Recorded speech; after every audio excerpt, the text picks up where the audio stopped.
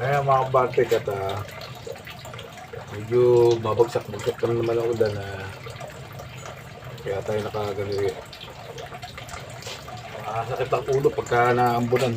Sa mga kabartek, gawa tayo ng ano, papaksin muna tayo ng bangos na to. Tamang gawa muna tayo ng paksiwit. Ayan. Paksiw muna tayo mga kabartek.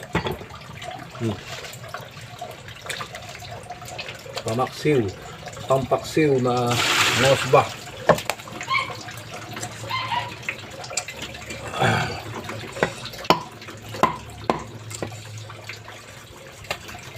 Ayan. Yung ano, wag natin ano, tama. Pagka pirito, sinasama ko yung ano.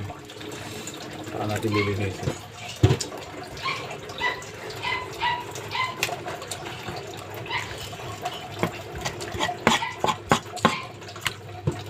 Gawa na tayo ng pampaksiw.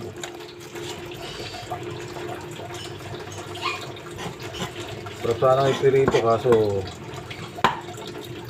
dito ron eh, max na ano. Paksiw.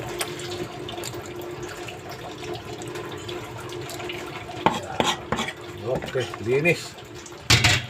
Ito sa doggy na lang yan. Doggy na yan.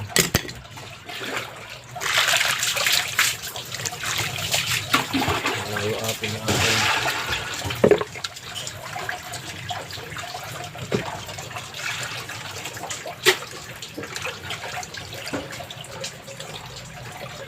na walang dugo yung ating mosba. Nililinis. Yeah. Pagpaksiw okay na yung ano, walang gilit.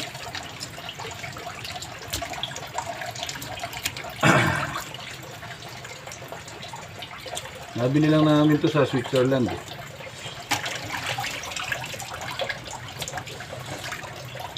Buti nga hindi nabilasag, dumaan pa kami ng Cambodia.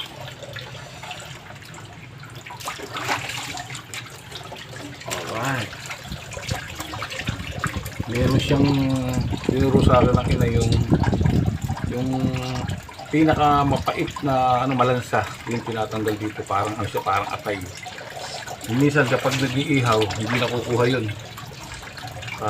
Dapat daw tanggalin yun, sabi ng ating ina. Kasi matagal nagtinda yun, kaya yun yung pinakamalansa raw yun. Natanggalan natin bituka, natanggal na raw yung apdo. Pero may maliit na bagay na